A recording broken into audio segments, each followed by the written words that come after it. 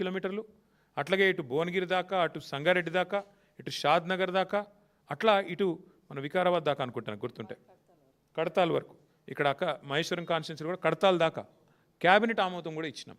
ఇచ్చి దశల వారీగా చేసుకుంటూ పోతాం. ఒకటే రోజు చేస్తామని మేమేమి రంగుల కళ లాంటి సినిమా చూపెట్టలేదు. దశల వారీగా చేస్తాము. ప్రజా రవాణా అత్యంత ప్రాముఖ్యత కలిగింది. ఈ టర్ము ఖచ్చితంగా వస్తాము. ఈ టర్మ్లో మళ్ళీ ఒక 100-150 కిలోమీటర్లు చేసుకుంటాం. ఆ తర్వాత వచ్చే టర్మ్లో ఇంకింత అట్లా అనుకుని దశల వారీగా చేద్దామని ప్రణాళికలు రూపొందించాం. సరే, ఇట్లా మేము ప్రజా రవాణా విషయంలో ఆ మెట్రోను కాపాడుకుంటూ, మరొక వైపు విస్తరణకు ఏర్పాట్లు చేసుకుంటూ, ఎయిర్పోర్ట్కి ఏముండాలి, పాత బస్తీకి ఏముండాలి, ఇంకా ఎటువైపు ఏముండాలి, ఓఆర్ఆర్ చుట్టూతా డెవలప్మెంట్ ఎట్లా రావాలి, ఇంత సమగ్రమైన ఆలోచనతో ప్రణాళికతో మేము ముందుకు పోయినాం. ఈ ప్రభుత్వం వచ్చింది, మా ప్రభుత్వం పోయింది. డిసెంబర్లో 2023లో ఈ ప్రభుత్వం వచ్చింది. వచ్చి రాగానే రేవంత్ రెడ్డి గారు తీసుకున్న మొట్టమొదటి నిర్ణయం ఏందండి? అనాలోచితంగా, బాధ్యతారాహిత్యంగా, నాకు తెలిసి మొదటిదో రెండోదో నిర్ణయం రాగానే ఎయిర్పోర్ట్ మెట్రో రద్దు. ఎందుకు రద్దు చేశారు అని ఎవరైనా అడిగితే ఆయన చెప్పిన కారణం కానీ ఇంకోటి కానీ ఎంత అనాలోచితం, ఎంత కుత్సితం అంటే అసలు అర్థము పర్థం ఏది లేదు. అప్పటికే టెండర్ అయిపోయింది. ల్యాండ్ అక్విజిషన్ కూడా చాలా పరిమితంగా ఉంది. ఎందుకంటే ఎప్పుడో కాంగ్రెస్ ప్రభుత్వం, మళ్ళీ చెప్తున్నాను నేను, కాంగ్రెస్ ప్రభుత్వమే ఆనాడు కట్టిన ఓఆర్ఆర్లో రాజశేఖర రెడ్డి గారి నాయకత్వంలో చుట్టూతా మెట్రో కారిడార్ పెట్టినారనలా. దాన్ని వాడుకొని జల్దీ కడదాం అనుకుంటే రాగానే ఫస్ట్ క్యాన్సల్.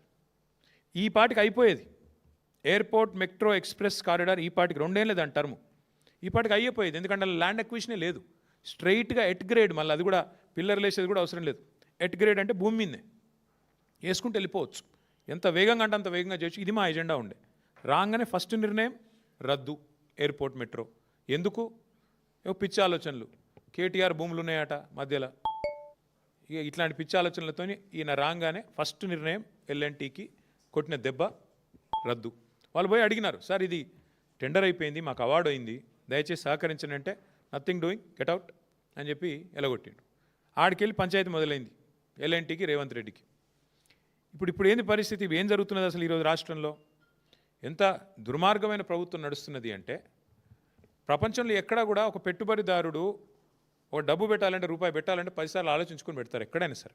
అంటే అక్కడ వ్యవస్థ బాగుందా లేదా, ప్రభుత్వం బాగుందా, పాలసీ బాగుందా, బిజినెస్ కంటిన్యూటీ ఉందా, పాలసీ కంటిన్యూటీ ఉందా, లేకపోతే మళ్ళీ రెడ్ వచ్చే మొదలాడు అన్నట్టు కొత్తోడవడం వస్తే మళ్ళీ మొదటికెళ్ళి మొదలవుతుందా, ఏంది అని ఆలోచించుకొని ఎవరైనా కూడా జాగ్రత్తగా పెడతారు.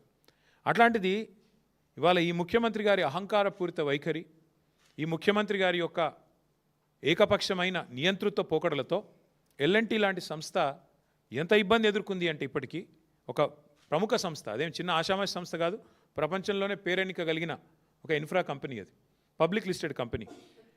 ఇంకా వాళ్ళకు 2070 దాకా ఉంది ఇక్కడ లీజు. హైదరాబాద్ మెట్రోది పీపీపీలో 2070 దాకా ఉంది వాళ్ళకు. ఇంకా 45 ఏళ్ళు ఉంది. ఫస్ట్ క్వశ్చన్ ఏంటంటే, ఇవాళ ఎందుకు ఎల్ఎన్టీ అనే సంస్థ ఇక్కడ నుంచి వెళ్ళిపోయింది? దానికి ముఖ్యమంత్రి గారు, రాష్ట్ర ప్రభుత్వం సమాధానం చెప్పాలి. నెంబర్ 1, మా క్వశ్చన్ ఎందుకు పోయింది, ఎందుకు మీరు పంపించారు అర్ధాంతరంగా, ఏ కారణం చేత ఆ సంస్థ ఇక్కడ నుంచి నిష్క్రమించింది? కరోనా కష్టకాలం ఎదుర్కొన్నది, నష్టాలు వస్తే ఎదుర్కొన్నది, రాష్ట్ర విభజన తర్వాత ఏదో రైడర్షిప్ తగ్గుతుందనే అపోహలను తట్టుకొని నిలబడ్డది.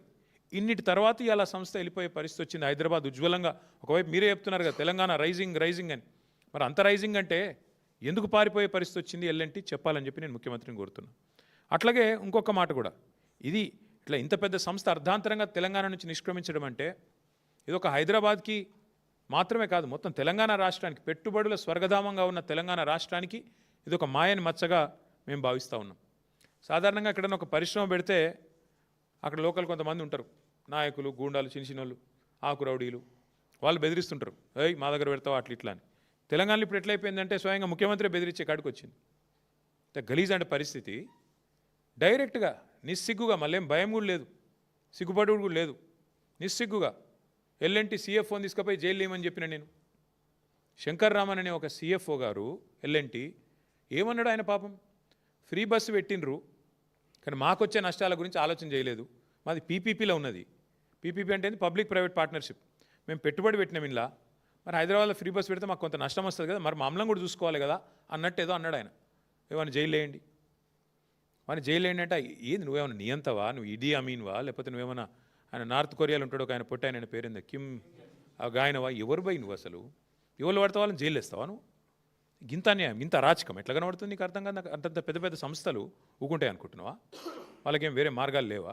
అంటే నీ ఇష్టం ఉన్నట్టు మాట్లాడతా, నీ అహంకారపూరితంగా ఎవరిని పడితే వాళ్ళని జైలు వేస్తా, ఇంత అన్యాయమా? ఇంకొక దారుణమైన మాట ఏంటంటే, అంటే నేను చేసిన పథకాన్ని తప్పు పడతావా గంతోళ్ళ మీరు అన్నట్టు జైలు వేస్తా అంటే మీ తప్పులు ఎత్తి చూపితే జైలు వేసేస్తారా మీరు? ఇంత అరాచకమా? సమస్యను సామరస్యంగా ముఖ్యమంత్రి అంటే ఆయన పరిష్కరించాలి. వార్నింగ్లు ఇచ్చుడు, డాగేసుడు, కచ్చా డాగులేసుడు, ఉంటావా పోతావా అని ఇంకా బెదిరించాడు. ఇంకో పేపర్లో చూపెడతానండి మీకు కావాలంటే.